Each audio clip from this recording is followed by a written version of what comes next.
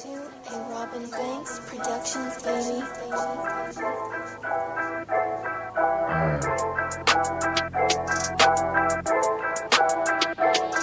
Yeah, it's the underground, it's the underground, it's the underground, it's the underground. You better pass, you better run, and that's your ass, boy, you done. It's the underground, it's the underground, yeah, it's the underground, it's the underground. You better pass, you better run, and that's your ass, boy, you done. Move the sticks, first down. You better not step out of bounds. You don't really want it, but you really need it. It's the underground, man, we undefeated. Michael Jackson couldn't beat it, fourth down, couldn't reach it, man, your squad about to lose it. Go ahead and face the music, flip a coin, you still lost. Pay the cost to beat the balls, turn your motherfucking lights off. Yeah, CTE, these niggas can't see me. Got your head fucked up, got the game locked up, and it's over for your ass. Fourth down, you better pass. You know what it is, you ain't gotta ask. It's the underground, it's the underground, it's the underground, yeah, it's the underground. You better pass, you better run, and that's your ass, boy, you done. It's the underground, it's the underground, yeah, it's the underground, it's the underground. You better pass, you better run, and that's your ass, boy, you done. Yeah, you know what it is, baby. It's time. Sunday morning. It's the Underground Sports Show, baby. You do what you do, but I think you should call into the show, man. Call into the show, 412-407-2744. It's your host, Filthy Rich, of the Underground Sports Show, baby. The best show in your city, my city, any city, baby. You know what I'm saying? Yeah, you know how we get around here. You know what I'm saying? We're going to go through all the games, you know. We're going to definitely get our Steeler focus on, you know what I'm saying? We got all types of news for you. College, high school. It is what it is, man. It's the Underground Sports Show, baby. Yeah, let's get into it. Yeah. It's the underground. Yeah, what's up? Good morning, everybody. It's the Underground Sports Show, 11 a.m. Sunday morning for the game day show, baby. It's week 11. Can you believe it? Week 11. Oh, I'm sorry, week 12. I'm tripping. Yeah, week 12 already. Season's almost over, man. What are we going to do? Well, we got a lot to go. You know, we got a lot of playoffs coming in. You know, hey, fantasy football playoffs is coming up. So, yeah, get your team right, do all that. We're going to talk about a lot of that. But, yeah, man, I'm glad you're here. Hit the like button. Subscribe to the channel. Definitely hit me up in the chat, man, and let me know you up in the house. You know what I'm saying? Shout me out.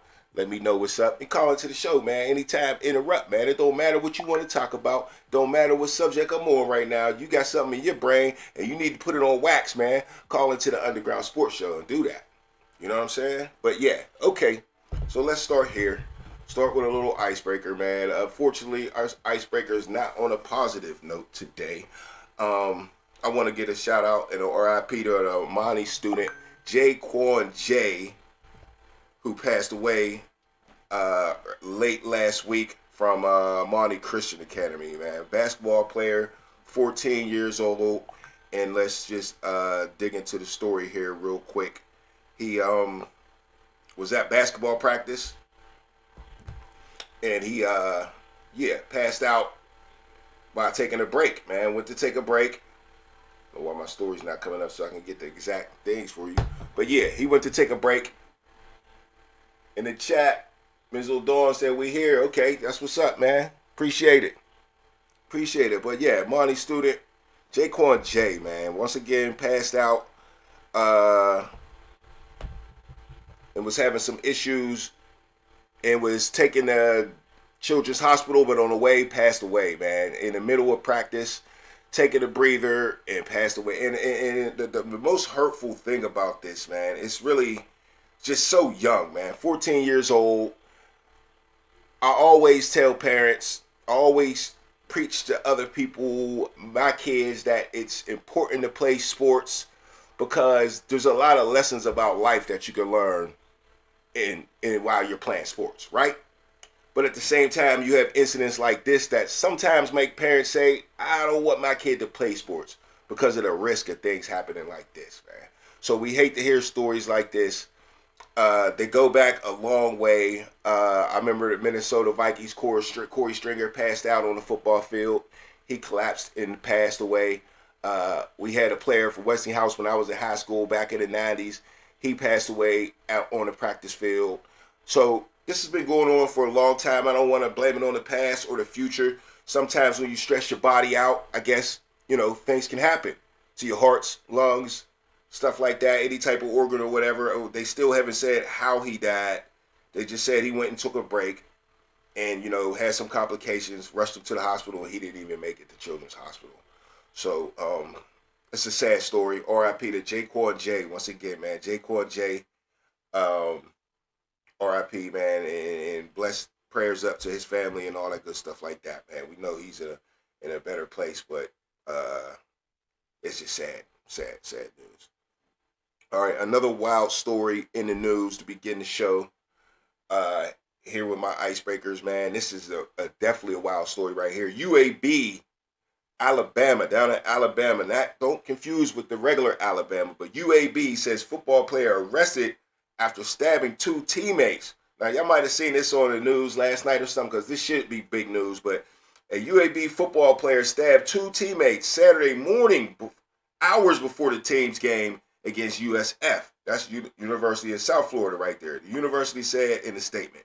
The 2 wounded players were in stable condition. Interim coach Alex Mornston said at the post-game news conference, he added that the team decided to play to honor graduating seniors in the final home game of the season.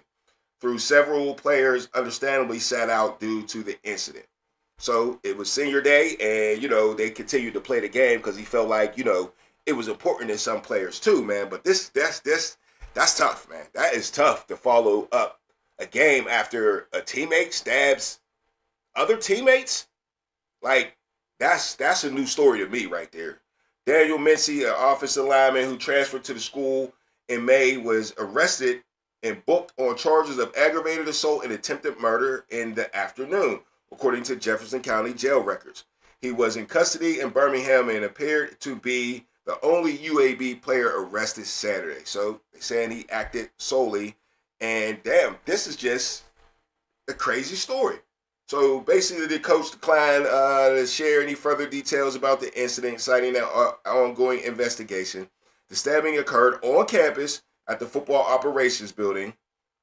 The Blazers lost 48-18 to USF. I mean, I figured that they lost because that's something hard to play after. You can't. I mean, I've seen dudes get hurt, tear ACL, or you see dudes' ankle get twisted, and the players will react and they praying and they, and it's hard to get back on the field after you see something like that, But imagine a teammate stabbing other teammates the day of the game, the morning of the game. College players, they usually on the East Coast, they're playing at noon.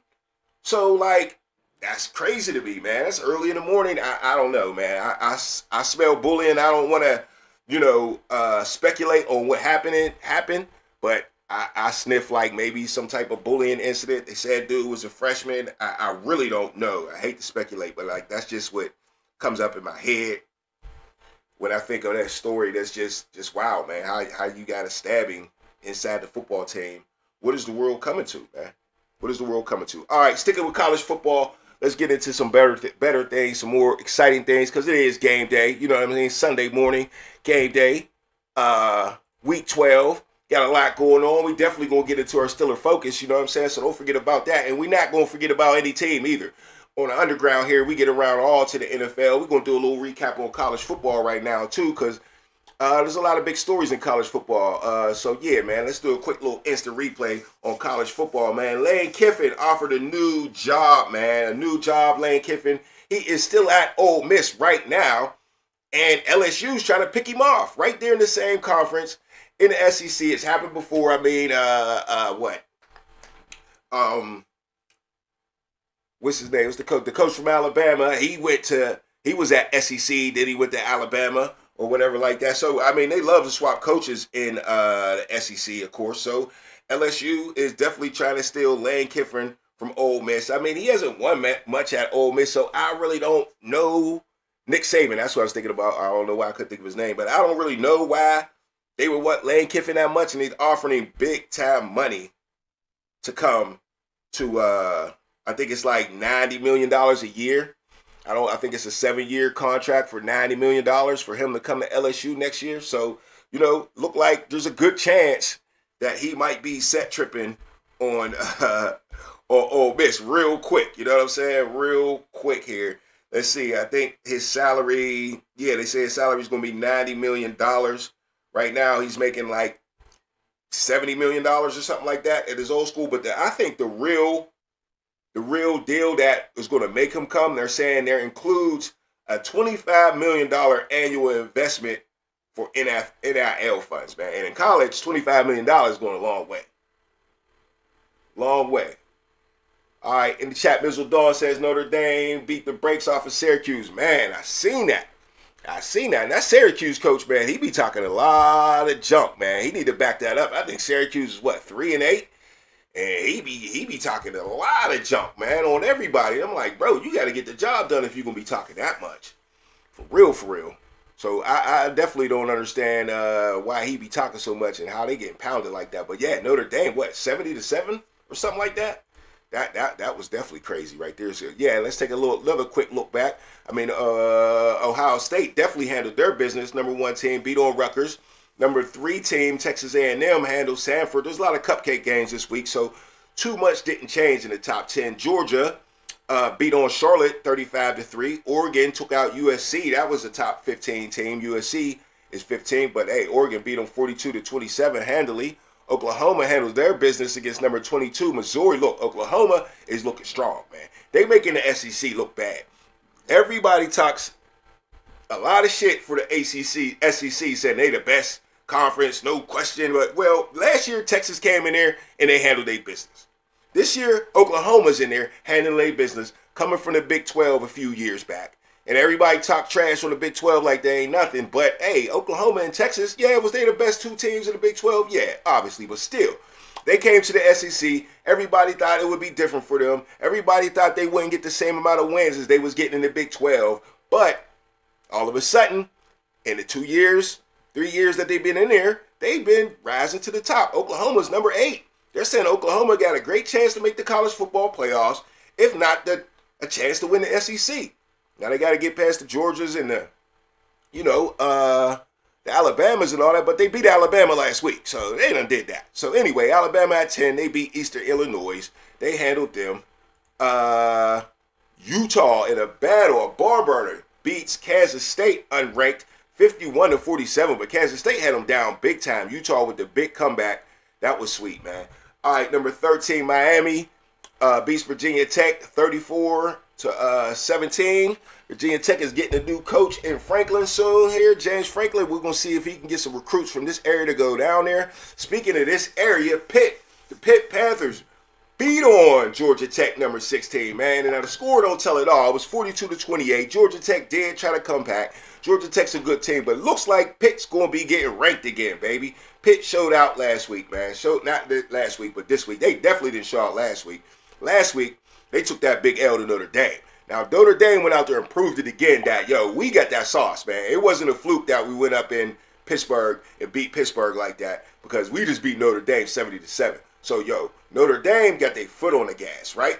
But Pitt, that woke Pitt up, man. Georgia Tech ain't no softies. They had running game. They got receivers. They got a quarterback that definitely should be drafted in the first 3 rounds this year, I think, if he comes out. But, yeah, everybody likes him. And Pitt went in there and jumped on him, man. Up 28-0. Now, no one likes a comeback, but Georgia Tech is a good team. They were at home. They're going to fight.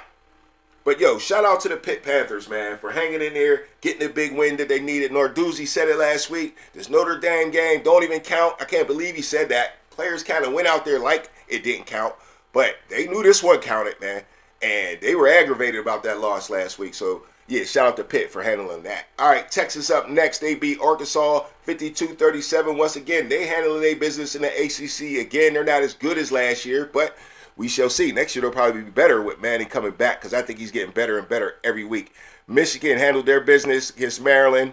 Tennessee beat up Florida. What is wrong with Florida football, man? Florida State ain't nothing.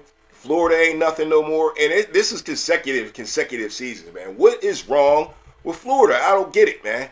Florida was at the top of college football. I'm not even just talking about college football. I mean, they were getting the players out of their own states. So, I mean, what is it, bruh? What is it? Do they not play football? No, down there no more. Do they not? Because I'm wondering if the hairdos in Florida like this is preventing these dudes from playing football. Because, I mean, I got dreads too, man. I ain't hating. I got some hair back here, you know what I'm saying? It'll hang down. But, I mean, my man, how you going to play football with a hairdo like this, man? And a lot of these Florida dudes got these wicks, man. I don't even think they can get a football helmet on no more down there. So, you know, maybe this is the reason, you know, Florida football is falling off a little bit, man. That's funny, man. AL City Sports in the house. What up, big dog? The U, Miami. Come on, dog. What you repping the U for, man? What you repping the U for? I'm glad you hit me up because you almost made me forget about Bill Belichick in North Carolina, bro. How can you lose to Duke? How can you lose to Duke, man, in your first season, man? Now, there's one thing you can't do, man. I thought Bill Belichick was going to get a season 2, but I don't know after that show out yesterday, man. I don't know if you can if you can get the props. I mean, I know Duke ain't as bad as they used to be, but come on, dog. You having a bad season, just win your rival game, man. Just win your rival game. If you lost to Duke in football, hey, Bill Belichick, that is not a good look, man. That is not a good look. All right, a little more in college football real quick. Before we get to the pros, promise we're going to get to our Steeler focus, no doubt, man. We're going to get to all these big games in the NFL, but I got to show my love to college football for sure, man, because there's a big play that a lot of y'all might have missed, man. Let's get to Benedict College down in South Carolina. Yes, South Carolina, Benedict College, my sister's alma mater, my cousin's alma mater, way down in South Carolina. A lot of people don't know about Division II school. Let's take this call first, though. How about that? Let's take this call first. Ow, the Underground Sports Show. The mic's hot for you, baby. What's good, bro? Hey, you know me. What's good with you? Hey, man, I can't call it, man. It's wonderful down here. No doubt. Hey, yo, before you get too far gone up the ACC, bro, I got to tell you like this right here. Nah, do your thing. Hey, all right. So I saw a video snippet, like commercial, was talking about why North Carolina, the teams in North Carolina, will never win anything. Ooh, okay. I'm listening. And they broke it down and they said the reason why any one of the teams in North Carolina will win anything big is because you've got too many colleges in this one state. You got East Carolina, got players. Right. You got Appalachian State, they got players. You got Duke, that got players. That's the reason why Carolina got beat. And I'll speak on that in a minute. Uh-huh. You got Carolina, NC State, Wake Forest, who is surprisingly doing good this year. You got I just said Wake Forest. I mean, bro, it's crazy. Then on the flip side of it, Okay. the HBCUs, you got so many HBCUs here in the state of North Carolina. Yes, you got sir. like 7 of them. Mm-hmm. So you got the first time ever CIAA champion and Johnson C. Smith. You know, they get ready to go and play in for, Division 1, FBS. No, FCS. That's in FCS. Charlotte, right? That's in Johnson C. Smith's in Charlotte, Yeah. right? Yeah, okay, I remember them. Yes, sir. Yeah, you right. Yes, sir. Mm-hmm. All right. So with all that in mind, now getting back to Carolina and Bill Belichick. Bill Belichick said it before all of this was going to come up that he was not going to have a good season. That means he's already figured out the scouting wasn't well. He came in with a team that this is what he got to work with.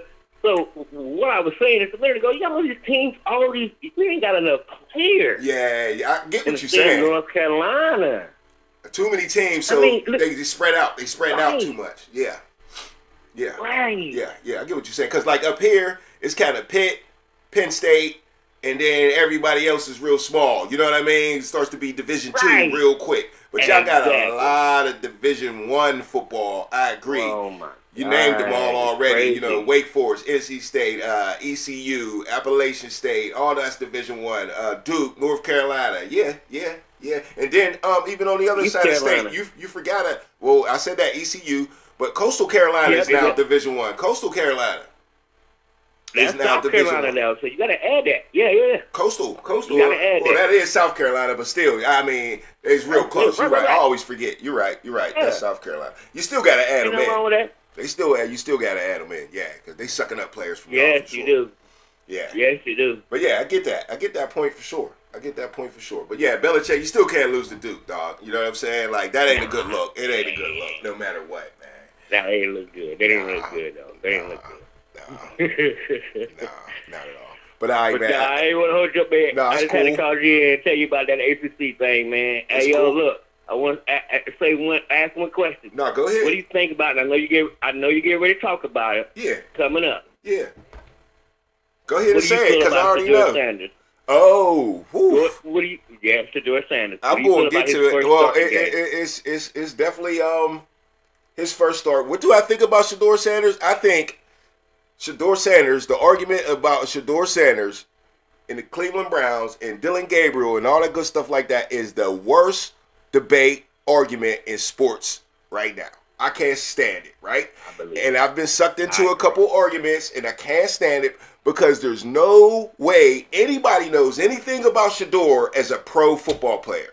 You don't know anything. You know, all you know is what he did in college, and all you know is what he did in a preseason game, and none of that matters when it comes to today, okay? None of that matters when it comes to should he be starting over Dylan Gabriel or not, because he hasn't proven anything. Do I want to see Shedeur say Not a damn yeah, thing. play? Yeah, I want to see it for the entertainment purpose. I want to get the argument over with, which it won't be over with. One game Right. won't get the argument over with, but they're calling it won't. this the I told you bowl, which it will be, because everybody this week on whatever side you've been on is going to be saying I told you so all week. And then he's probably going to get a chance to play again next week, maybe. And then the other side might be saying, I told you so. So, look, Peyton Manning threw 1 million interceptions in his rookie year, bro. And then he goes on to win be in the Hall of Fame and win Super Bowls, bro. So, it doesn't even matter. Today doesn't matter. He could play a whole season and it wouldn't matter on the quarterback that Shedeur is going to be. You understand what I'm saying? Right. So, I agree. You look at Baker Mayfield. He was in Cleveland going to playoffs, and they still dissed him and thought he was bad and sent him away. Now he's in Tampa Bay looking for an MVP trophy. So come on, man. I mean, the argument to me is crazy, and that's what I really got to say about Shedeur. I mean, I got a lot more to say, but I got that in the segment later. You know what I'm saying? But yeah, yeah, that's how I feel. All right, my brother. Yeah. I mean, any words for you on it? Or you just want to see it happen? Yo, I know you want to see it happen. I'm thinking like this. I want to bet on the cat today, bro. Hey, now, see, they saying the over and under for his yards is 165 yards. So you can bet on his yards. If you think he's going to throw more than that, go ahead. He is playing the Raiders, right? They threw him a softball. Mm-hmm. He's playing the Raiders, Mm-hmm. one of the worst defenses in the league. He's got his defense, who is one of the best defenses in the league. They got his back. So let's see what happens. I think he has a chance to show off today. But, of course, the haters, what they going to say? It was the Raiders. So, like I said, Right, this that argument part. is not going to be over. This is not the I told you bowl, because you still won't be telling nobody nothing, man. That's just it on the conversation. To me. That damn thing. To me. That's just my look at it. But all right, LAB, let me get to the rest of this, man, so we can get through the show, man. You know, I got to get to some fantasy. I got to get to some betting. And so I definitely got to get to the Steeler focus. And don't worry, keep watching the show, because we will be getting the Monday Night Football. We will be getting the Monday Night Football. So don't miss that part. Oh, yes, sir. I'm sure that's important down in North Carolina. We'll get to that later, y'all. You know what I'm saying? So, all right, one, man. One, bro. Yes. All right, that's my man LAB down in North Carolina, man. Put me down with the North Carolina news at all times, you know what I'm saying? And let's not forget, I got to get this last part in, man, because this was the play of the day, man. Before we move on to the pros, this was the play of the day in college football yesterday, man. This is Benedict College, like I said, down there in South Carolina. My sister's alma mater, Black College, HBCU. My cousin's alma mater, he played football for him. You know what I'm saying? So let's check out this play right here. I got two clips to show y'all, two different angles, but this is just a wild play, man. So let's check it out down here in Benedict University, or college, I should say. Jensen, one, is going to have to get it off and then complete the pass. It's been a little wild here Now, this is in the playoff game. Let me sum it up. It's a playoff game. Last play here of the game, which you see it on the clock. Fourth quarter, 3 seconds, 24-19. Bulldogs. Tigers or the Benedict Tigers, all right? Ready, set, hook. In the last couple of plays. He'll just dump it down to Simmons. Simmons pump fakes. Now he'll throw it all the way to the other side of the field. There's room down the sideline. Boss chasing him down. Brandon Perry trying to get to it. Oh Touchdown. my goodness. Hey, now that cameraman was horrible, man. Cameraman is horrible. We're going to play that back one more time for y'all. Let's go. Play. Jensen, one, is going to have to get it off and then complete the pass. It's been a little wild here in the last couple of plays. He'll just dump it down to Simmons. Simmons pump fakes.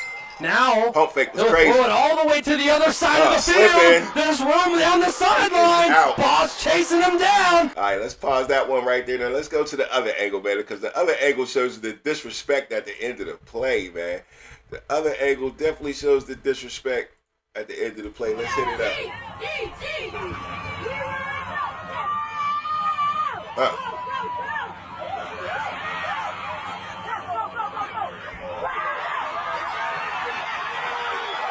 Watch the disrespect.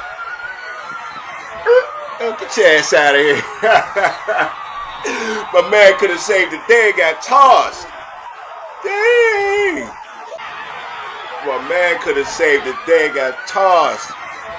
Fuck out of here. Excuse my language, but dang. I'm sure that's what he said. Benedict with the big win in the playoffs with the last desperation play, man. Biggest play I've seen in a while, man. Look crazy. In the chat, man, Mizzle Dawn said, wow, yeah. And LAB agrees with that. Mizzle Dawn said, the sad thing is how in the NFL is how they are developing rookie QBs. They are throwing them out there with bad coaching, hoping they can make a difference. Yeah, man. Pittsburgh Big Dog in the house. What up, baby?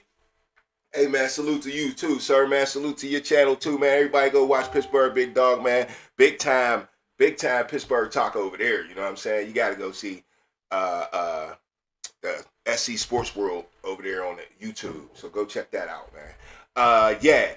But, yeah, man, you're right, Mizzle Dawn. It's sad how they throw the rookies out there in a way. But, I mean, that's just kind of what the days is these days. They threw Peyton Manning out there, too. But, the coaching thing is where you definitely right at, man. The coaching, I mean, I thought that's where the argument mostly was at with the Shedeur thing. That's the only thing I really had to argue about, even though I thought it was one of the dumbest arguments in football. But, yeah, coaching, they had a man have 0 reps all the way up to week 11. 0 reps, and he's been your backup for how long? You got rid of Joe Flacco. You telling you got that much faith in Dillon Gabriel that this kid don't get 1-2 reps at practice, thinking that you might even throw him in the game? I just think that's bad coaching. I truly think that's bad coaching. If you don't take a minute out to develop your backup when you already got a rookie in the game, at any point, you could be like, man, come out the game. Because you don't know what you got in a rookie and Dillon Gabriel, a 3rd-round draft pick. It ain't like you thought that he was a world beater and you picked him in the 1st round. So, you know, I don't know. There's something fishy there. We all know that. Or just, you know, he just don't like him or just don't want him to be the quarterback. I don't know. Whatever. It could be his style. A lot of times I think it's the style of the coach. I've heard conflicting testimonies from backup quarterbacks saying, you know, you never get no time, you never get no reps when you're the backup. And then I've heard other backups or other quarterbacks, as in like Cam Newton, say, yeah, my backup in Carolina, he got reps, about 4 or 5 reps every practice. And I was on an MVP race, and he still got reps. You know, he said, Rivera, his coach at the time, said, at any time, you might need to be ready. So we're going to have you ready. So at the end of the day, it's on the philosophy of the coach. You know what I'm saying? Some coaches going to say, I need one guy to get all the reps. Another guy's going to say, I'm going to have my whole team ready. You know? So for another reason, that's why it's not an argument, man. That's why it's not an argument because, you know, different coaches going to do different things. Stefanski showing he never deserved those Coach of the Year awards. Hey, very true. Very true. It was Baker Mayfield that got him that award. And Myles Garrett. You know what I'm saying? Any good coach give back up some reps. That's what I think, Steel City Luke. That's what I think. But some dudes who probably just are on the other side of the argument that Shedeur is just not good, they decided already that Shedeur is not good, they're going to say, especially a rookie, yes sir, Mizzle, they're going to just say that, oh, you know, other quarterbacks didn't get no reps either. He didn't get no reps either. Yeah, well, I still think that's just dumb coaching. That's just me. That's just me. In the chat, Ill City Sports says, I think the Browns head coach and GM will lose the jobs at the end of the season if Sanders balls out today. Woo, that's an angle. Yeah, you might be right. that makes a lot of sense. When I first read it, I'm like, what? Oh, what? Yeah, that makes a lot of sense. Because it's going to make them look bad. It's going to make them look bad. But they might need a few more games. This is the Raiders. We shall see. But a test is a test. A rookie is a rookie. He wasn't playing the Raiders in college. They're still better than any college team he played. And you can't tell me Shedeur wasn't good. Look at his dad. Look at his dad at college right now, man. And you can't say, oh, that was Travis Hunter. Nah, I don't think so. You can't not have a good record and not give the quarterback any credit. You just can't do it. You can't have a Heisman Trophy wide receiver and not give the quarterback any darn credit. That's like when Larry Fitzgerald was at Pitt throwing up balls to, when Larry Fitzgerald was at Pitt, he was catching alley-oops over everybody. Rob Rutherford made it to the NFL off of that. They said, well, dang, like, you know, who's throwing this guy the ball? But anyway, let's move on, man. Hey, let's get into the NFL, right? Let's do it, man. Let's get around the league. We're going to get into our Steeler focus real quick. But before we get there, man, let's talk about this spitting, man. And I really wanted today to be the last day to talk about spitting, but it can't be. It can't be because this story shall go on, man. And I don't really want to apologize, but I do want to tell my peoples, man, and he knows exactly who I'm talking about, who I was arguing about with Spitgate.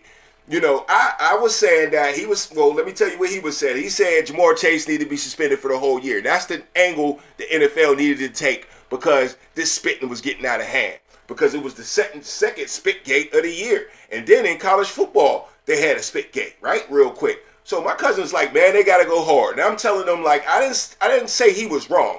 But I'm like, bro, they're never going to do that in the NFL, especially to a player like Ja'Marr Chase. The NFL needs their players for the ratings. When players ain't in, people don't want to watch. So the NFL's just not going to do that, right?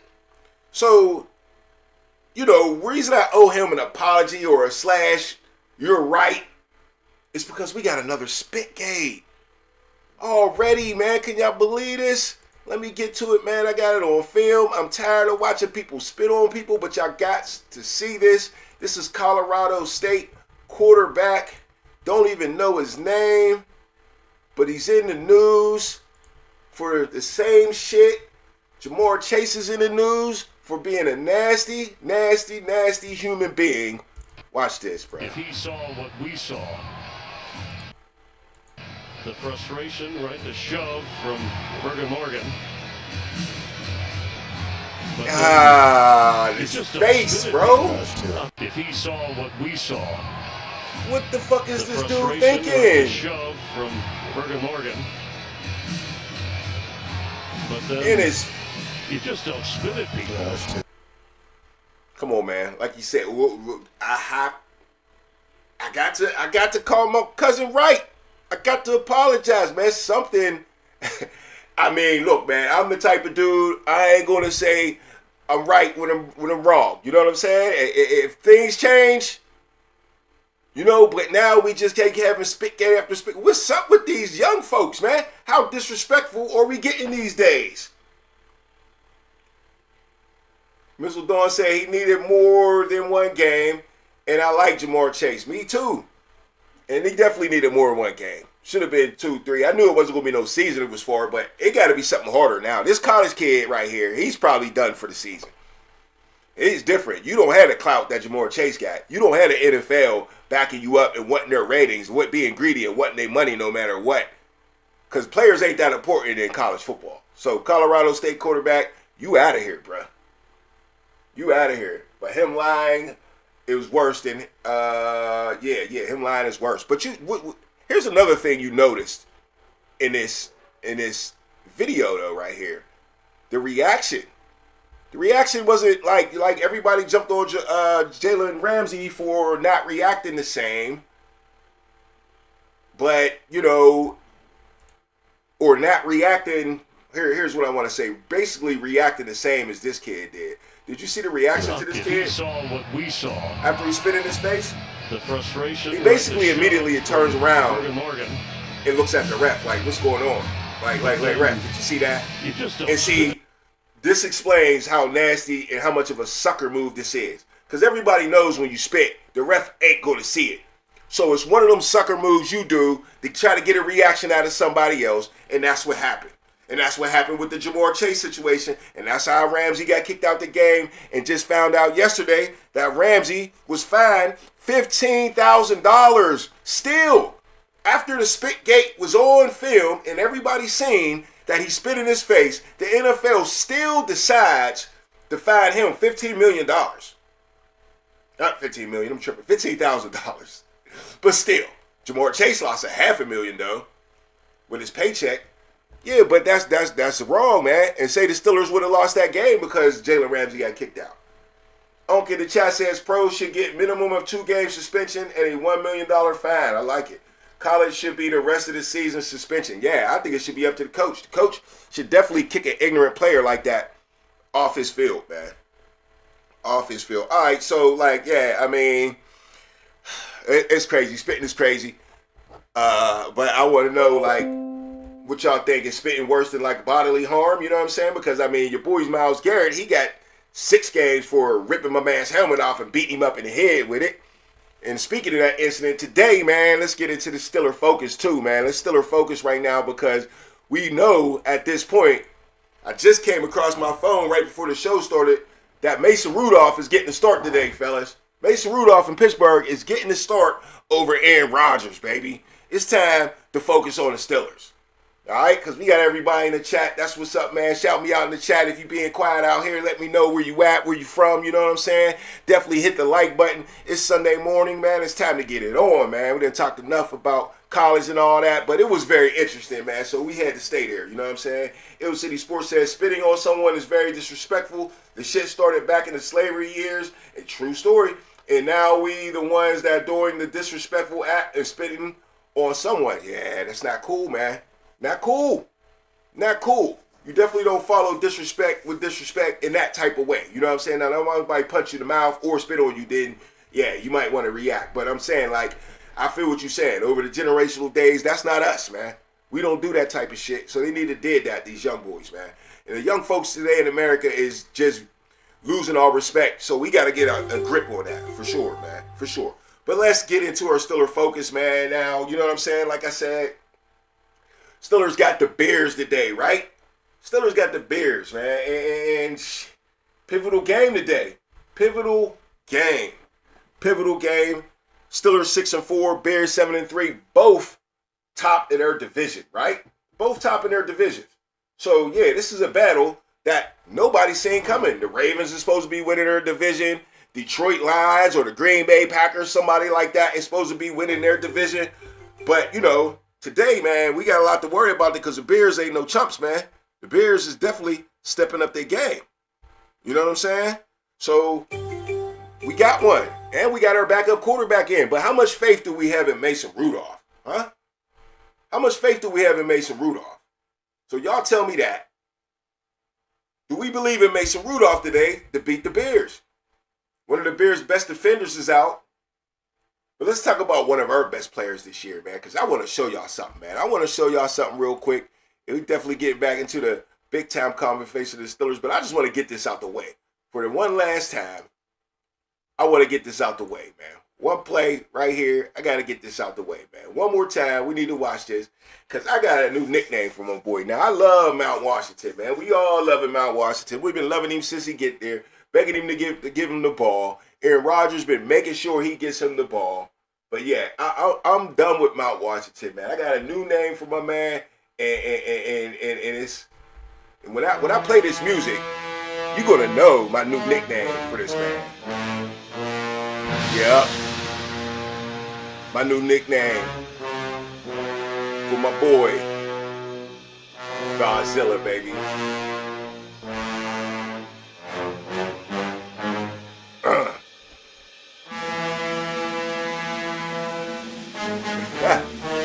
I can't get enough of this play, man, but we gotta get over it, right? We gotta move on. We gotta move on, but not yet.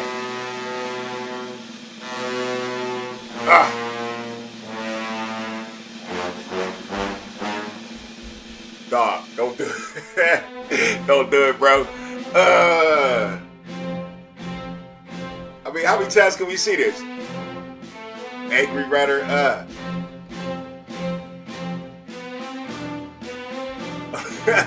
Hey, number 49, man, we finally found somebody worse than Patrick Queen, y'all.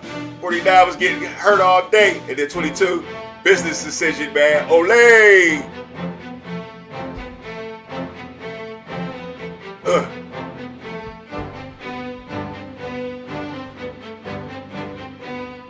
Classic, baby. Stiller classic run right here. One more time, man. I ain't over it. 49. And this one right here kills me.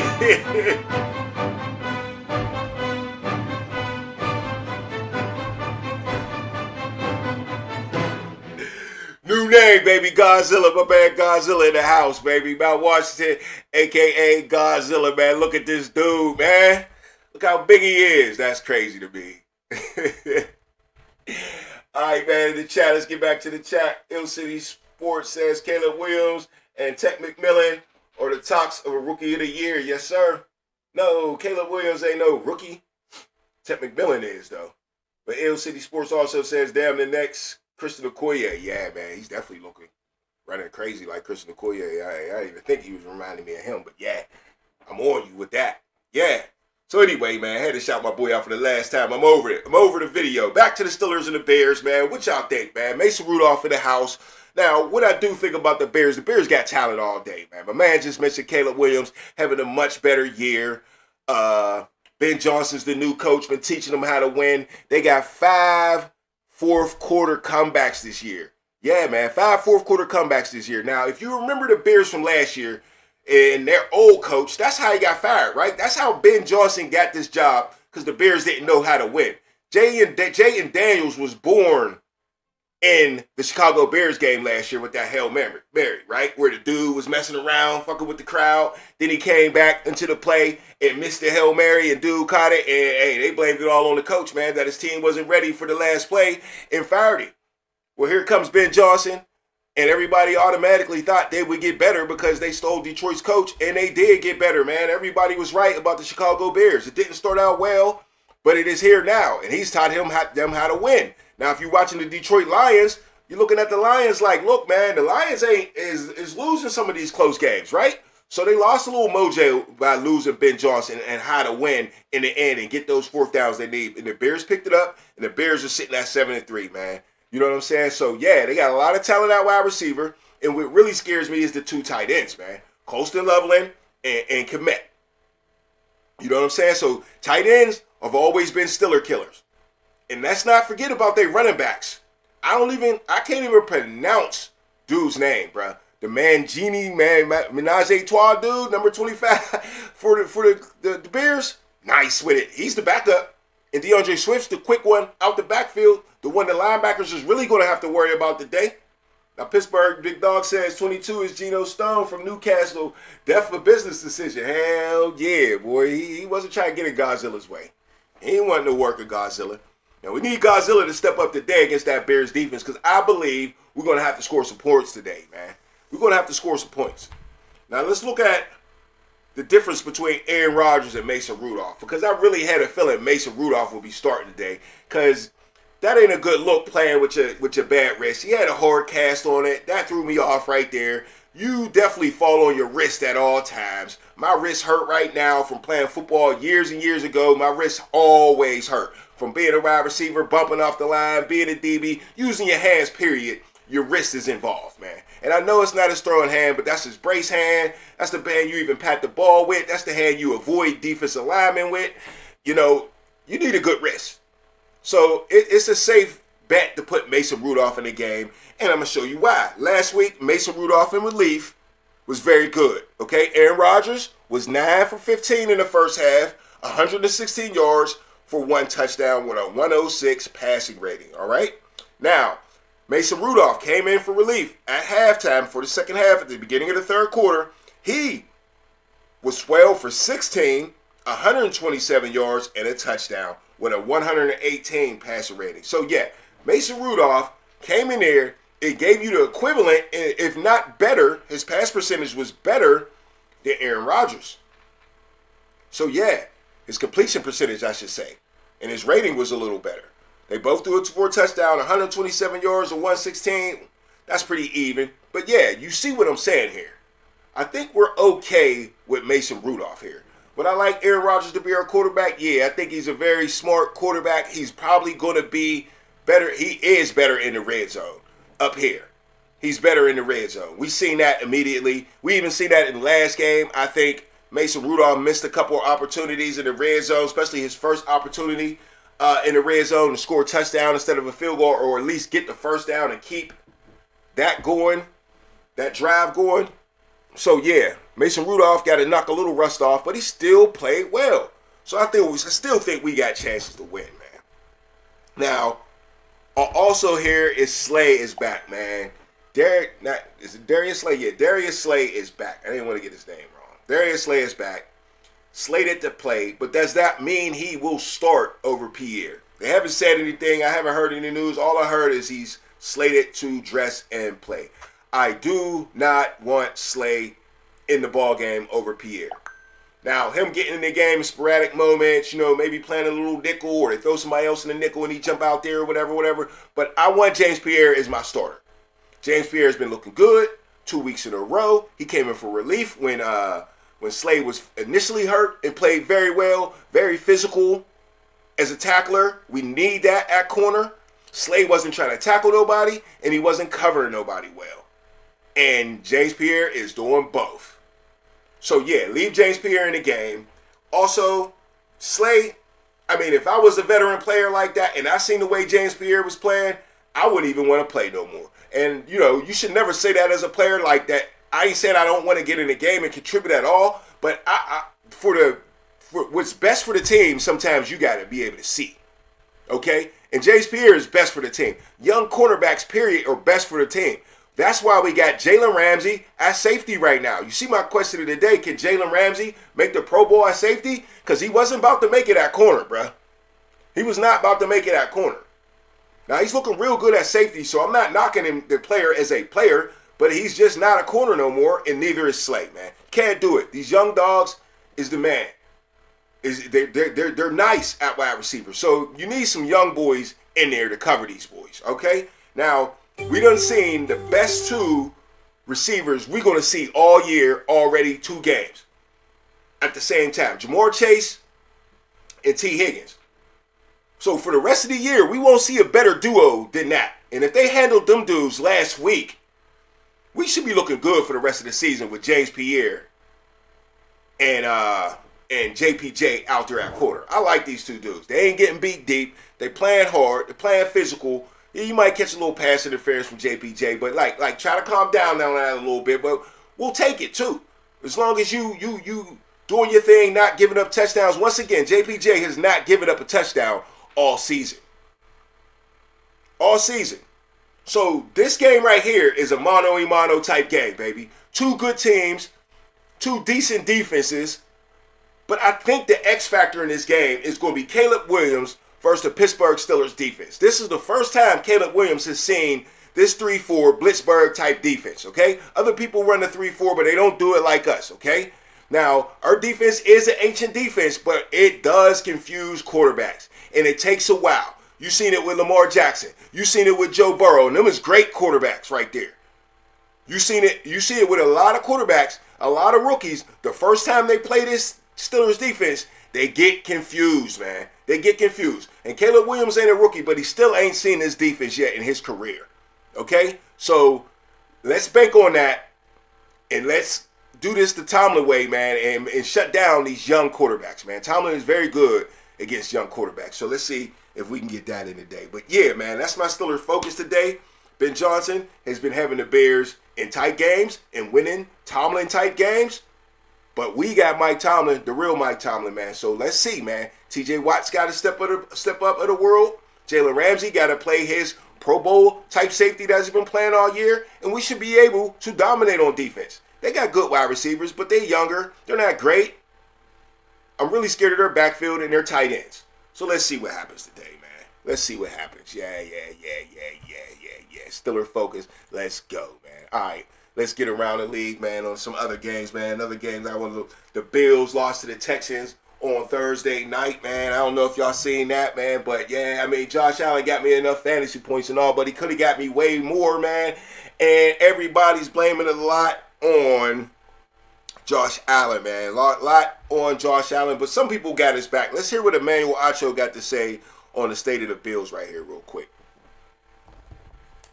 The Buffalo Bills are in significant trouble because Josh Allen has to do entirely too much. Everything. You lost to the Patriots because Dalton Kincaid had to be your number one wide receiver, and he's a tight end. Now, this game, you don't have Dalton Kincaid. You don't have Curtis Samuel. It took a while for James Cook to get going early on in that game, and Josh Allen is having to put the entire team on his back with the leading receiver being Shakur. Dalton Knox makes the most important receiving play of the game when he catches a 19-yard touchdown. Josh Allen is having to do entirely too much. That last interception Josh Allen threw where the Buffalo Bills ultimately lost the game, he scrambles right, he backpedals, he scrambles left, ball gets tipped because he's rolling to his left, throwing to his right, Falcons catch it, game over. But before that, Josh Allen had to make a miraculous 21-yard scramble while simultaneously pointing out and directing traffic. The Bills are asking Josh Allen to be Superman every single game, but there's a reason Superman had the... Why, yo? Why for Josh Allen? Now, Josh Allen, that's my dog. Coined by me, the Winter Soldier. You know what I'm saying? That's my dog. Don't get it twisted. My fantasy quarterback pretty much every year for the past 4 years. So that's my dog. But I ain't giving this man no excuses, man.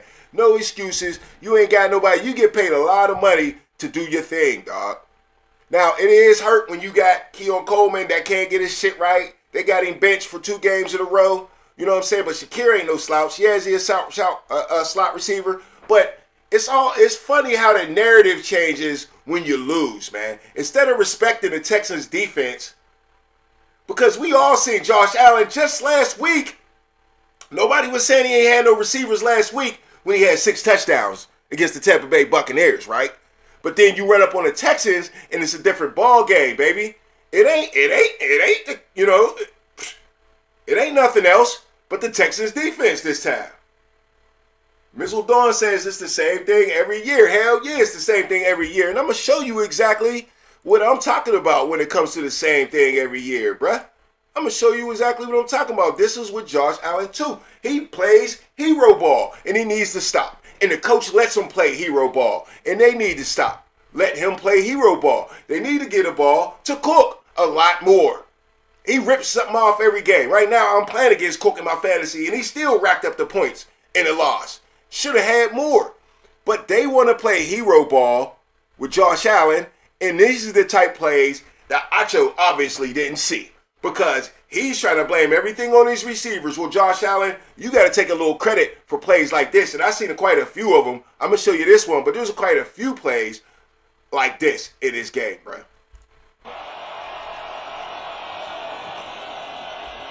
Allen, look out from behind, avoids the sack. Still running around. Whoa. Come on, Josh. What are we doing, bruh? What are we doing? You got to get rid of that. I know the pressure's crazy, but you know this already. You got to get rid of it quick or run. Allen, look out but you can't take a sack like this. Not only is you losing big yards, not only is you lose. Come on, dog. Get up. You give it up. You out of the pocket. Throw the ball away. Not only is you losing big yards, if you get hurt, the season's really over. So no, Josh Allen holds on to the ball too long, tries to play hero ball, and his coach lets him, man. And that's Buffalo Bills' problem. And you said it, Mizzle Dawn. Same shit every year for the Bills. Right. Give Cook the ball. Take the pressure off him. Exactly. That's how you relieve the pressure. Maybe run a draw or something like that a little more often. Let me get some more screenplays.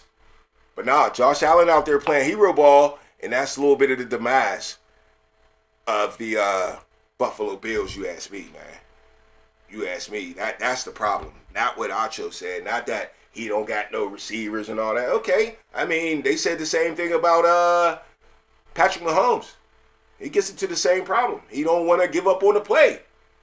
But when he get focused and don't give up on the play, he wins. Yeah, looks like the L City Sports says looks like that after Super Bowl Cam Newton. Yeah. Too bad Josh Allen ain't made it to the Super Bowl yet, making a lot of money, right? All right, man. Up next, man, we got the Loser Bowl, man. After this, we'll go to halftime. We're going to check out some other games. But we got the Loser Bowl today. The Loser Bowl today for me is the Browns versus the Raiders, man. But, hey, somebody's going to win and somebody's going to lose in the Shedeur Sanders argument, right? We talked about it a little bit earlier. It would say if that was Jack. Yeah, Unc says, what would they say if that was Jackson? You're right. They're right. And that's a brother Emmanuel Acho defending Josh Allen. I mean, you know, so I don't understand the defense of Josh Allen. I really don't.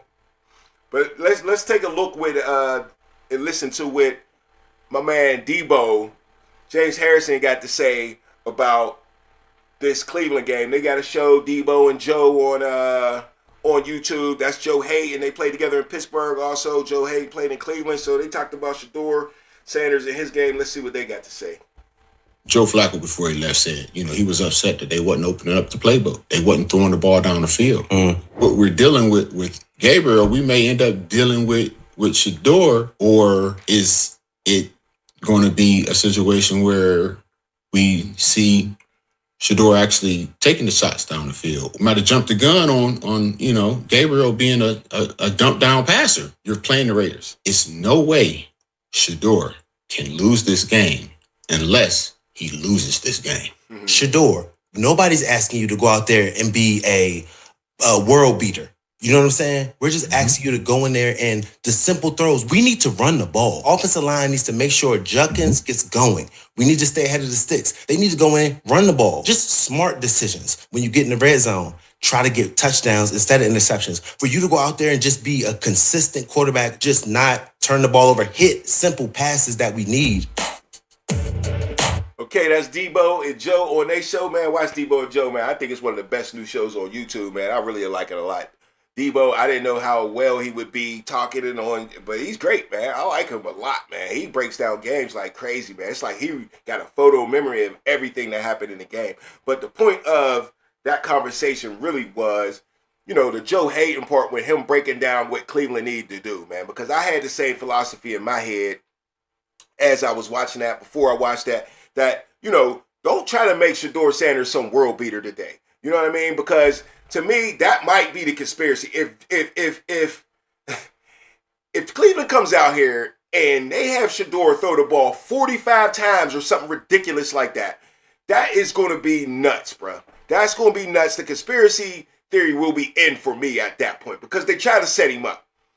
If you want to set him up for success, you run the ball. Judkins been getting busy as a rookie all year, man. Ever since he's been back from his little court case or whatever like that, as soon as they inserted him in the offense, he's been running for 80 yards, 100 yards, 70 yards, nothing less, okay? So run the ball. You have one of the best defenses in football. Depend on the defense, okay?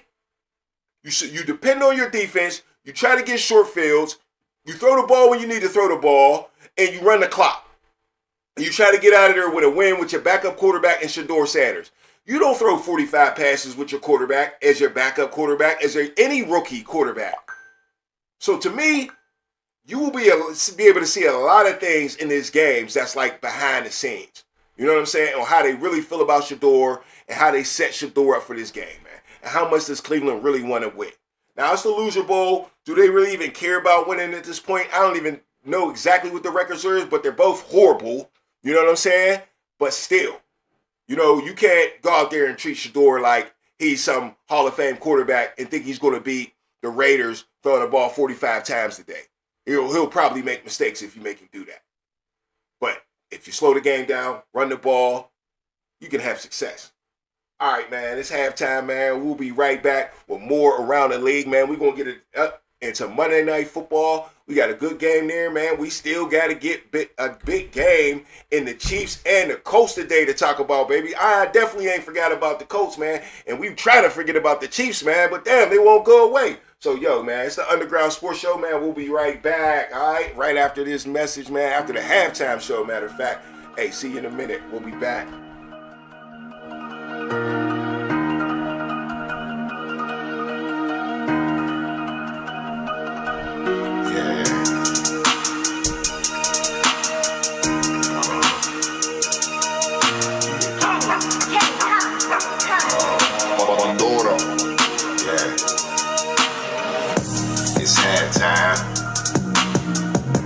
It's halftime. I'll be right back. It's halftime. It's halftime. It ain't over yet. It's halftime. It's halftime. I'll be right back. It's halftime. It's halftime. It ain't over yet. It ain't over till it's over. Pull back, run you over. It's the halftime show. We need a turnover. Pick six. It's your boy Filthy Rich. Turn me up in this bitch. Hit the like button. That's the right button. Call in to the show if you know something, but you probably know nothing. Not my fault that you're playing for the wrong team, wrong scheme. Strike you out like Paul schemes. It was all a dream. You never gonna win a thing. Nah.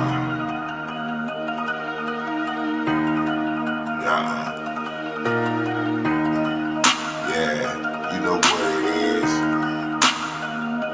It's halftime. It's halftime. I'll be right back. It's halftime. It's halftime. I'll be right back. It's halftime. It's halftime. I'll be right back. It's halftime.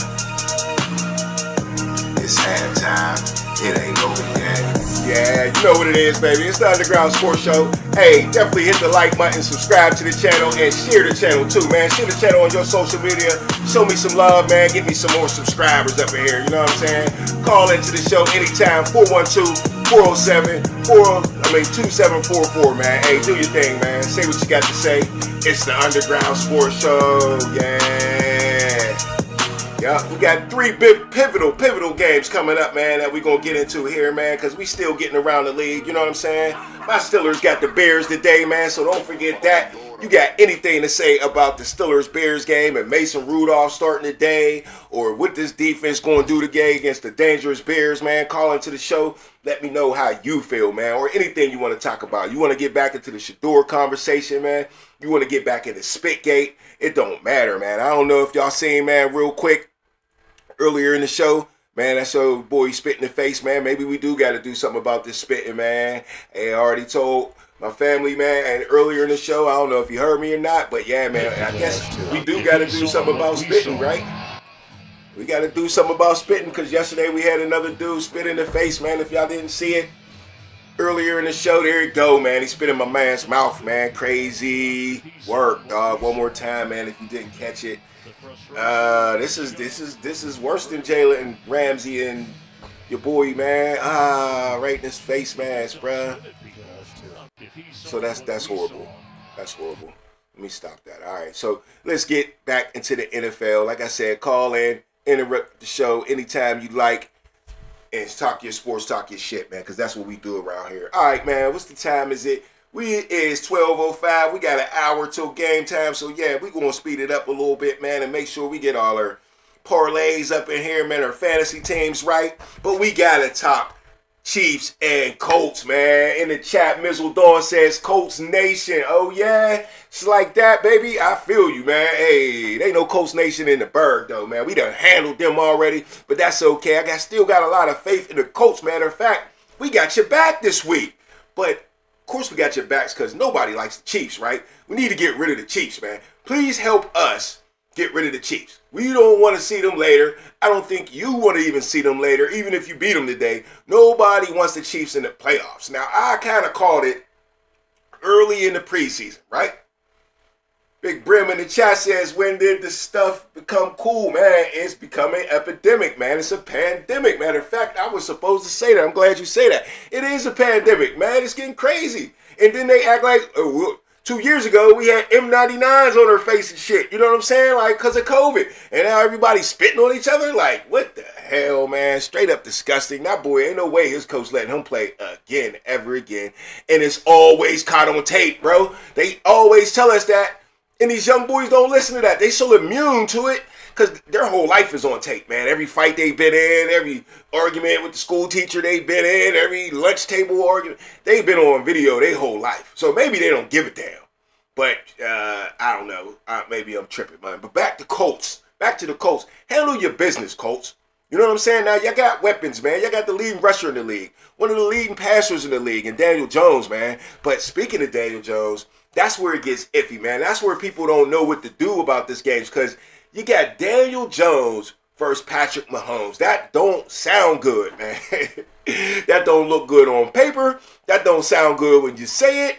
That don't sound good to nobody but maybe a Colts fan. A Colts fan just might not care, but do y'all got that much faith in your boy Indiana Jones yet? You know what I'm saying? This will rise him to the top. That's why this is a pivotal game for Indiana Jones. You know what I'm saying? Now, he woke up in Pittsburgh, and he was patting that ball all day and holding on to that ball, and that wasn't working, man. That wasn't working. Now, the Chiefs get a little ferocious, too, on defense, man. They know how to handle their business. They're a Super Bowl champion defense, so you can't say they don't do their thing. And Spagnuolo, man, he'll send the house at you. He'll send the house at you. So the Chiefs know how to do what they need to do to win games.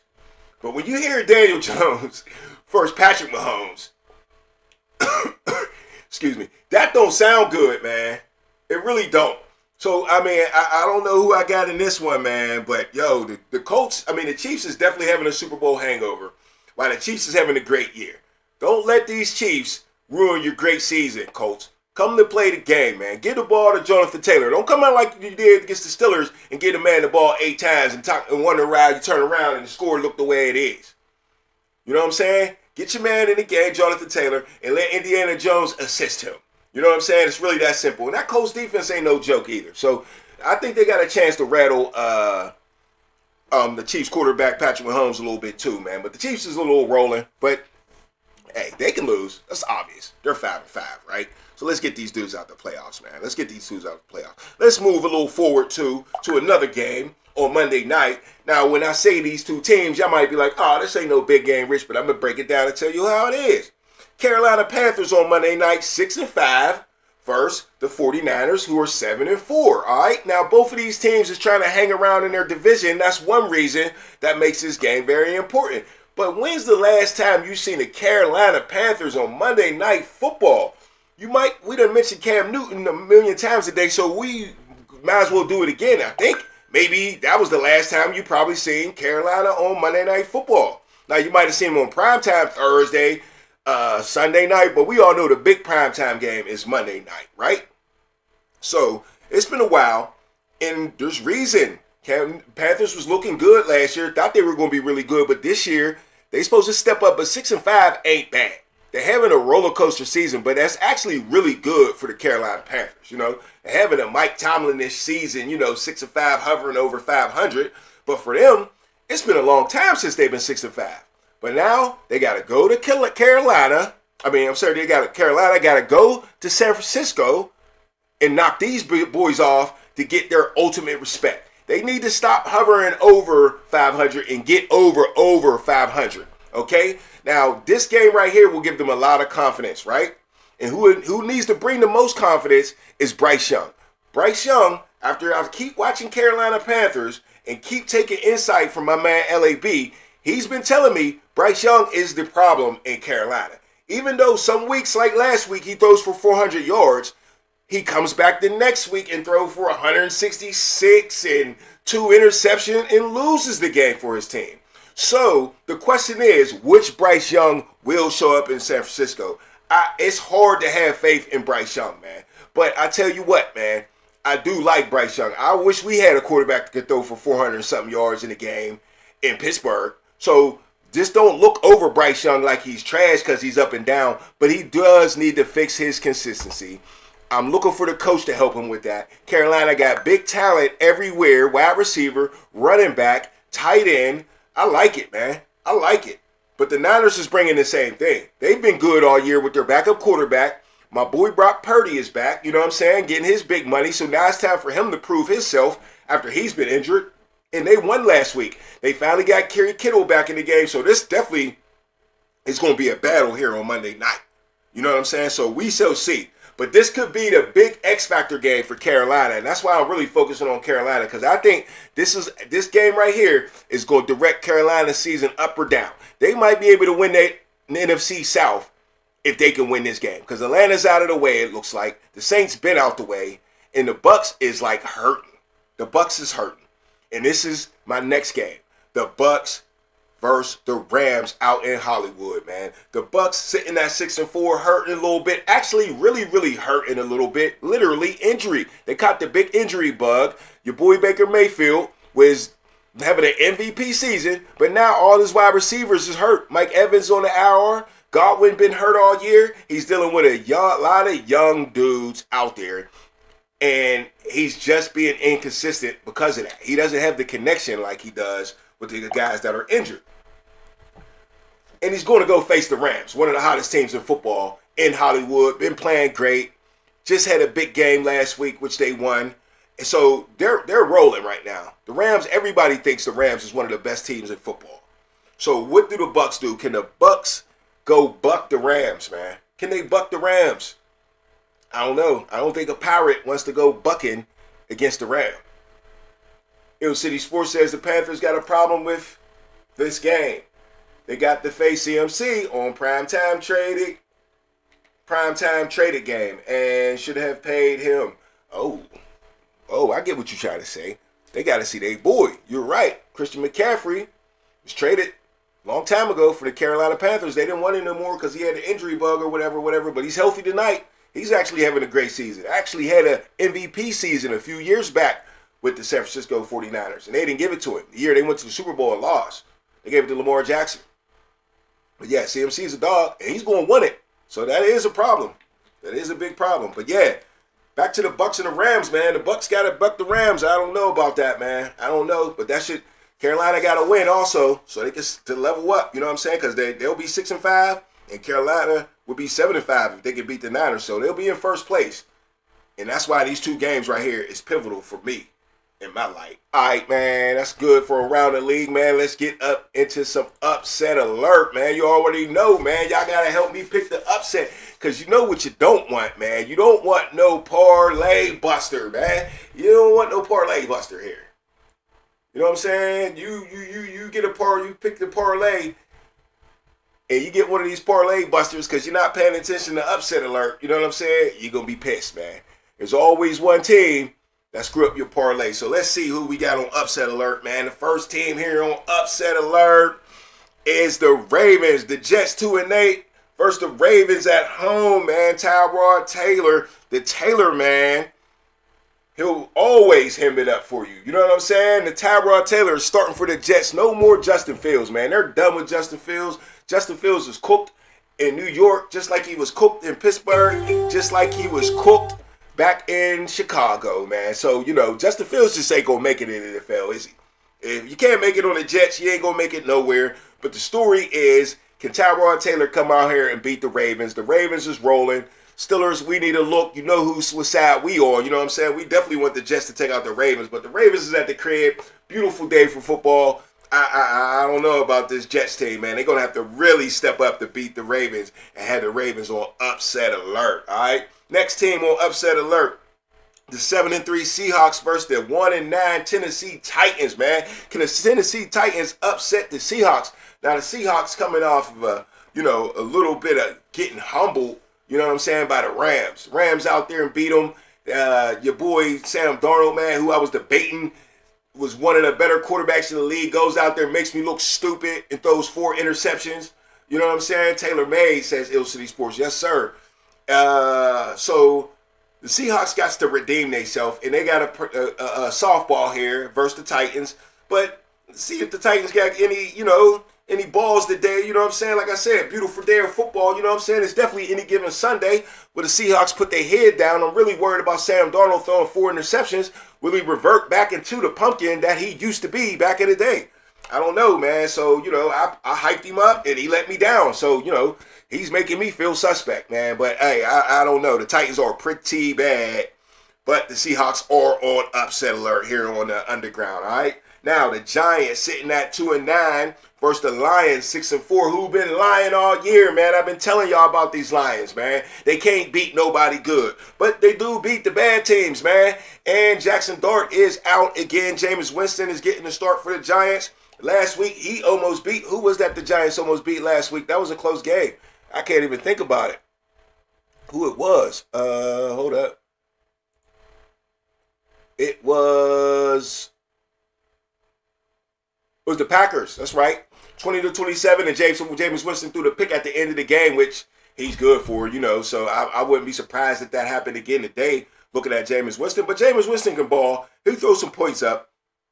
If the Lions don't come correct, the Giants got a little scrappy defense that could get up in you, man. And that Ben Johnson effect, like I told you earlier, him being out the door, the Lions just don't look the same to me. And, you know, Ben Johnson knew he was getting a new job last year in them playoff games, and they lost early in the playoffs. So like I said, the Lions be lying. They don't do nothing. All they do is make you happy, make it, you know, they're a fun watch. But when they play good teams, they lose, and that's why they're 6-4. They ain't really beat a good team yet. All right? So they are on upset alert against the Giants, and the Giants might have a chance today. I really do. The Lions just be lying. All right. Up next on upset alert, you got the Patriots sitting at 9-2 versus the Bengals at 3-7. Now look, man, everybody's saying that the Patriots ain't what their record is, right? I've heard that over and over again on this show as I talk to the Patriots. The Patriots gonna go to the playoffs and be one and done. Or they really haven't beaten any good teams neither. Or Drake May is about to fall into the pits at some point. At some point, he's gonna wake up and look like the Drake May of last year when he was a rookie. I disagree, but I do feel like the Bengals can rumble a little bit with the Patriots today. Now, Jamar Chase is out. That hurts the Bengals, you know, and I'm not sure if Joe Burrow is playing today. That's for something I forgot to check up on. Let's see, because that has a big thing to do with them being on upset alert today. I need to know. Also, when we get in the odds and ends, we need to know who's starting quarterback. That's what I thought. Is Joe Burrow playing today in week 12? 4 hours ago. Let's see what they got to say. Bengals schedule here. Turf toe. Bengals have intriguing game Sunday too. I think it's a game.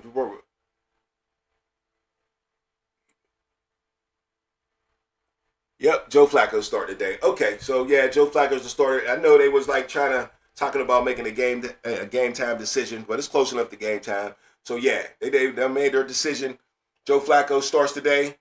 Still got T. Higgins, Hashiva, a couple tight ends. You know, hey, the Bengals might be able to scrap, but the defense is horrible, and the Patriots' offense is rolling, man. So I don't know about this one, man. I don't know about the upset alert today, man. I don't know. I don't know if I see it happening, but to me, I'm going to say the Giants got the best chance to beat the Detroit Lions. Lions just be slipping even though the game's at home. The Lions usually are geeked up at home. I like Jameis Winston, man, in all types of shootouts, man. He usually delivers, man. So we shall see.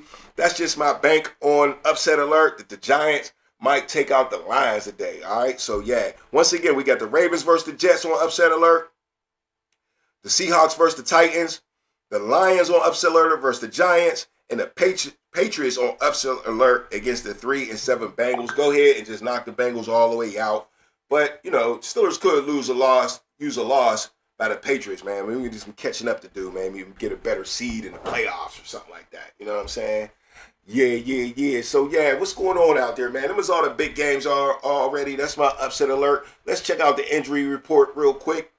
And we're going to get into some odds and ends, too. What y'all think about also, man? Hey, the Steelers offense, it's been okay this year. I mean, we do got Mason Rudolph starting today, But y'all been seeing George Pickens, man. Anybody still regretting losing George Pickens? I mean, George Pickens, he is looking good, man. We all knew he was talented, though, right? We all knew he was talented. So that ain't no crazy surprise, man. That ain't no crazy surprise, really. It's all about the disrespect, though, man. You know, it's kind of like the spitting thing, man. You can be a good player as you want. You got to get out of here if you're spitting, if you disrespect them. And, you know, your boy was just crazy disrespectful. For real, for real. So, let's see what my man Dulac here in the Pittsburgh media got to say about George Pickens and the way he was acting here in Pittsburgh, and, you know, just to fend off some of y'all people that say, hey, we should still have George Pickens in the house, man. Look how good we could be and all that stuff like that. Let's listen up. Happens in Dallas if it hasn't. View George Pickens balling out the way that he is. Probably not surprising, but because they know he's an ultra-talented player. Right. He has a quarterback. He's playing with a quarterback who, still can spin it and be very productive with Dak Prescott. So none of that is a surprise, nor should it be a surprise. But that isn't the reason why they got rid of him. Why is it? Let's get down to some brass tacks. It was disruptive in the locker room, Rich. Late for meetings, late for games. I was told that his teammates were fed up with it.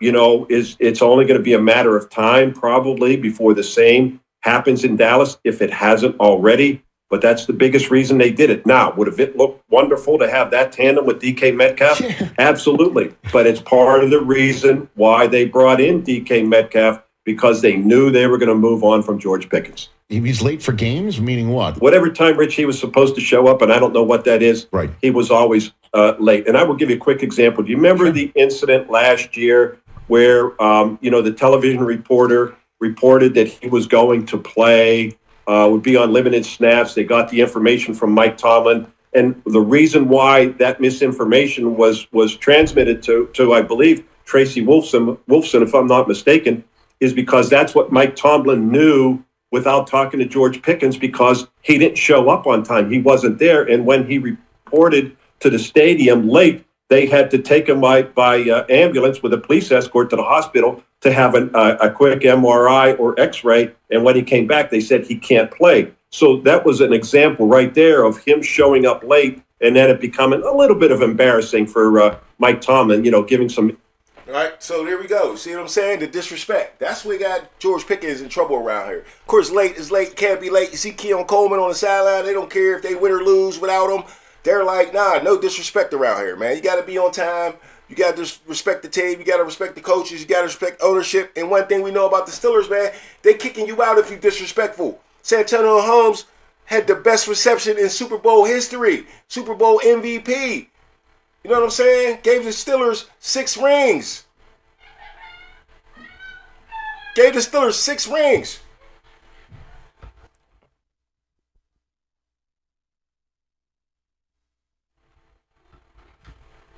My bad. Sometimes you gotta check the kids, you know what I'm saying? But yeah. The Steelers ain't dealing with that disrespect, man. And Cowboys, they usually deal with stuff like that, so they cool with it. It's all good, man. It's all good. So yeah, let's get into some odds and ends right here as we end the show, you know what I'm saying?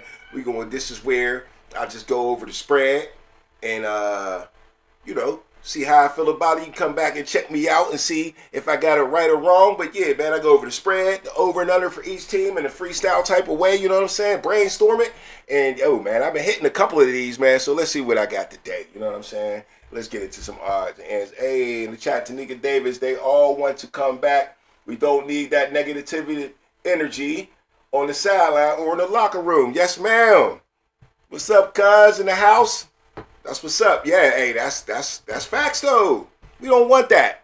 And that's why, a lot of y'all accept that, you know what I'm saying, from people, but I don't accept disrespect. I need to stay away from people with disrespect. It's contagious, man. You ever notice Deontay Johnson was cool until George Pickens got there. And then he started acting like some NBA young boy too, right? He was cool, picking Pro Bowls and everything. Then he just started quitting on, because stuff like that is contagious. You don't want new people walking into your locker room looking at this dude as the example. Oh, he been here for 3 years acting like that? That ain't cool, man. That ain't cool at all. But yeah, let's get into some odds and ends, man. Once again, this is where I do the odds. All the games, you know what I'm saying? Freestyle way. So yeah, let's get it, man. Yeah, let's see if we can get some money in your pocket. Odds and ends. You filthy rich, you know what I'm saying? Let's see if we get some money today, man. You gotta put your parlay in, man. Yeah, $10 ain't nothing, man. You spend that on anything. You play the lottery, you might as well put a bet in, you know what I'm saying? Hey, up first, man, we got the New England Patriots versus Cincinnati Bengals. Now, the New England Patriots are the favorite by 7.5 points, man. Hey, a lot of people think Cincinnati can hang, man. Unc in the chat says Cincinnati can hang in there. But hey, 7.5 in the points, that ain't too much for New England, and that defense is bad. So I'm taking New England with 7.5 points, and the over and under is 50. I'm gonna go ahead and take that right there. You know what I'm saying? That's a high number, but I'm gonna still take it. Let's see if anybody can play some defense today. I doubt it. Up next, the Pittsburgh Steelers versus the Chicago Bears. All right, and the Bears are the favorite at home by -2.5 points. This is definitely going to be a field goal type of game.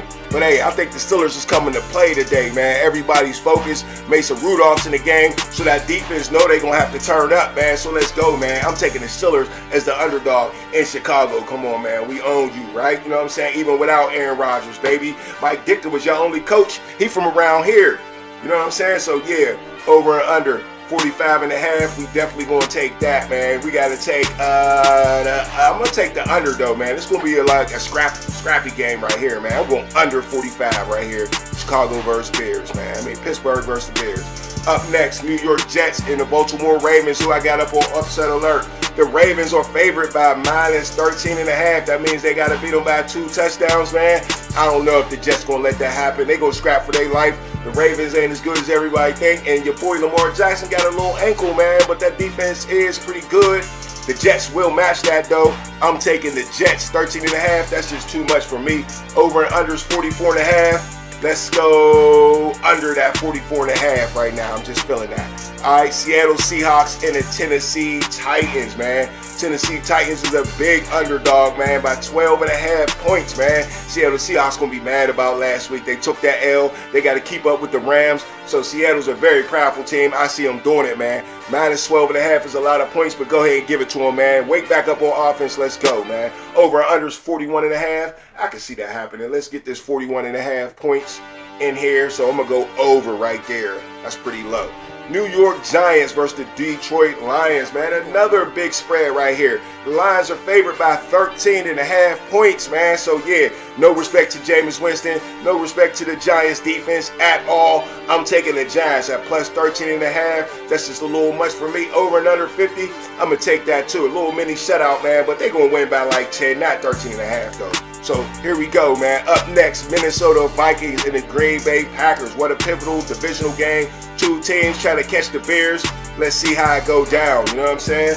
The Vikings are a underdog here, and Green Bay is at home by 6.5 points. Okay, so Minnesota's real scrappy on defense, but JJ McCarthy ain't been doing much. You know what I'm saying? But hey, Green Bay lost a lot of players. I don't know. Watson's back. I like that, but this is a tough one for me, man. But I'm going to go ahead and take Minnesota, man. Nah, they won't win by a touchdown. This is a field goal type of game in the division. Plus 6.5 Minnesota, I'm taking them. Over and under, 41.5. 21-21, that's 42. Okay, I can do that. Over and under, I'm going to take the over. I'll ride with that. Up next, still at 1 o'clock, the Colts trying to take out the Chiefs, man. Please do that for us, man. The Chiefs, even though they 5-5 and the Colts is 8-2, the Chiefs are the favorite at home. It is hard to beat them boys in Chiefs Kingdom, the loudest stadium in the NFL. So yeah, -4.5 points. But hey, I'm simply taking the Colts. The Colts, you got to step up. You got to do this for us. You're the underdog, so 2 chances to win. I'm taking the Colts. Over and under 49.5. Ooh, I'm going to squeak under, man. I like these 2 defenses, man. It will be a good game, man, but under 49.5. Cleveland Browns and the Las Vegas Raiders. Shedeur Sanders in the loser bowl this week, man. Can he make it look good, though, man? He is the underdog because the Raiders is at home. What better place for Shedeur Sanders to show off his talent than in Las Vegas, man? The crowd's going to be crazy because they're going to be from everywhere, so that's what's up, man. Cleveland Browns got one of the best defenses in the league, so that's the edge to me. I'm taking the Browns, man. Not because of Shedeur, but like I said, because of that defense. Let's go. Under over is 36. Hey, man. That's a tough one, but I'm going to go over, man. That's too low. It's crazy. 36. Y'all better play some ball for me. Jacksonville Jaguars up next versus the Cardinals. Now, the Jacksonville Jaguars coming off a big win last week, stomping the Chargers. They are -2.5 favorite against the Arizona Cardinals, man. So I'm going to keep running with the Jags. They showed me a lot last week, a whole lot. So, yeah, let's give it to them. That 2.5, they should be able to handle that. Over and under 46, they score points. So let's go over 46.5. Brissett going to get us a couple points too, at least 14. So let's go, man. 4 o'clock coming up, Atlanta Falcons and the New Orleans Saints. This is a bitter game right here, but that's okay, man. I still like the Falcons a little bit, but Penix is hurt, and the Saints got Tyler Shock coming in, so I'm going to go to Saints, man. Saints win by a field goal, over and under 40. They're going to be over than that, man. Over 40, easy, man. Up next, 4:30, Eagles and the Cowboys, man. We talk about George Pickens, how he been getting jiggy, you know what I'm saying? But A.J. Brown ain't been doing much, man. Eagles, they do this every year on the offense, man. But they still are the favorite by -3 in Dallas. So, man, hey, I think, man, it should be a good game. Dallas defense is horrible, but this is tough, man. Eagles always win, though. I'm going to take the Eagles, man. It might be a field goal game, so I might lose this one, but Eagles -3, man. Over, under 47.5, man. I'm going to go over, under, man. Cowboys #1 offense in the league against a good defense. They will prevail, but their defense is so bad. So, yeah, over all day. Tampa Bay Buccaneers at 4:30 against the Rams. Can they buck the Rams? I don't know, man. I don't want to buck with no Ram. You know what I'm saying? That's pretty tough, man. The Rams -7. Tampa Bay ain't got no wide receivers. So, yeah, man, I'm going to go ahead and take the Rams because I got to. -7, that's pretty high. Over and under 49.5. I'm going to go over that too, man. Should be a little barn burner. But at the end of the game, Rams, go ahead and take these boys out for me, all right? Monday night, Carolina once again gets the San Francisco 49ers. Man, San Francisco's getting 7.5. I mean, whoa, they're not getting 7.5. They're the favorites by 7.5. No. Carolina all day, two ways to win. Let's get it, man. Carolina, hang in there. Over and under 49.5. I'm going to go under that, man. There shall be some defense in this game, so under 49.5. All right? Now, last but not least, Monday night. Not Monday night. I'm already done. Yeah, that was Monday night. My bad. That's in the next week. So, yeah, man. Monday night, like I said, I'm going under 49 and taking Carolina at 7.5, man. And that's odds and ends right there, man. It's time to get your fantasy team together. It's time to get your bets together, you know what I'm saying? Let's see if we can find a quick parlay real quick, man. Let's see there might be a couple easy shots. This is off the brain right here, man. Straight off the brain on the Underground Sports Show, man. I do like New England over Cincinnati, but I don't know, man. We going all money line right here. Straight money high. I'm taking the Seahawks. This ain't much money right here, though, so I don't really like them games, man. Let's take Green Bay over Minnesota. Come on, Jordan Love. Show me some love, man. You never do, man. I'm taking the Colts over the Chiefs, man. That's an underdog win I want to get right here. I'm taking Cleveland over the Raiders, man. I'm banking on that defense. Jaguars over Arizona Cardinals. Who else I got some confidence in, man? The Rams. You know what? Let's go ahead and take the Rams, man, all day on the money line. That's a 5-leg parlay right there. You put $10 on that. What we got? $200 for your $10. Once again, man, you got to bet on Cleveland, though, man. You got to beat the Colts to beat Kansas City, of course. Green Bay over Minnesota, we'll take that, right? Jacksonville over Arizona, you'll take that. And the Rams over the Buccaneers, man. $10. $200, man. Not much, but I'll take that for my little $10 bet, man. Put that in the bank. Maybe bet something else on it, man. You want to get greedy? I don't know, man. You can add a couple more, man. A couple more easy shots or whatever, but that's an easy lick right there.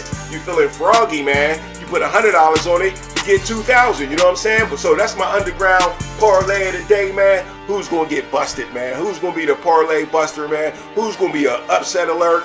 Hey, man, we need the Ravens to lose, man. Come on, Jets. We'll take that all day, man. And that's the show, man. That is the show, man. It's time to put your bets in. What time we got? What time is it? Oh, I've been on 12:35. All right, man. That's a good time to end it. You know what I'm saying? That's a good time to end it, man. So, yeah, man. Jason in the chat says background music is great. Production depth is strong, man. Hey, I appreciate it, man. I appreciate all the love, man. Y'all hit the like button. Y'all know what it is, man. It's the Underground Sports Show, man. If you didn't get a chance to call in today, man, do call in next time. I appreciate everybody in the chat. Appreciate everybody hit the like button. And I would appreciate if everybody shared the channel, man. We got to blow this thing up. You know what I'm saying? Because you know this is the best show in the city, man. In my city, your city, wherever you go, man. If you want to talk sports and you want to talk shit, man, this is the place to be, the Underground Sports Show, man. And remember, call in anytime, interrupt. It don't matter what I'm talking about. It's about what you want to talk about. This show ain't just about me, man. So you know what I'm saying? It's the Underground Sports Show, and we up out of here, baby. We are out. Let's go, man. Let's go, Steelers, man. Let's get up out of here, man. Hey, I appreciate it, Jace. Great show, man. I appreciate it, man. We out of here, man. Next time on the Underground Sports Show, we'll see you.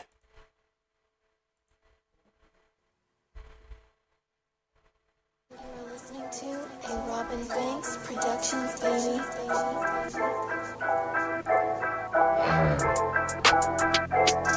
Yeah, let's go, Mason Rudolph, man. We need you today, baby. Gotta keep the season going like you always do, baby. Yeah. Underground. You better pass. Yup. You better run. Okay. And that's your ass. Boy, you done. It's the underground. It's the underground. Yeah, it's the underground. It's the underground. You better pass. You better run. And that's your ass. Boy, you done. Move the sticks. First down. You better not step out of bounds. You don't really want it, but you really need it. It's the underground, man, we undefeated. Michael Jackson couldn't beat it, fourth down, couldn't reach it, man, your squad about to lose it. Go ahead and face the music, flip a coin, you still lost. Pay the cost to beat the balls, turn your motherfucking lights off. Yeah, CTE, these niggas can't see me. Got your head fucked up, got the gang locked up, and it's over for your ass. Fourth down, you better pass. You know what it is, you ain't gotta ask. It's the underground, it's the underground, it's the underground, yeah, it's the underground. You better pass, you better run, and that's your ass.